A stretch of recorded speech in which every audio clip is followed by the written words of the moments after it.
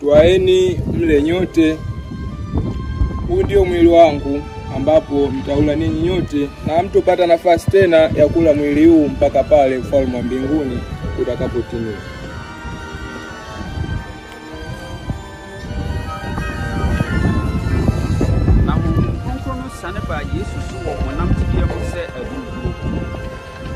Yuda, mbona una mega mkate mkubwa?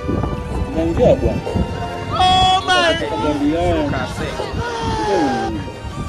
Nimekwisha sema kila ambaye anataka kufuatana nami basi aache tamaa zake. Simeoni. Yala. Naongea bwana. Aliye mkuu ni lazima ajishushe. Kwa maana imeandikwa, ufalme wa mbingu ni kwa ajili ya yule ajishushaye na si ajikwezaye. Shetani amepewa nguvu ya kuwajaribu,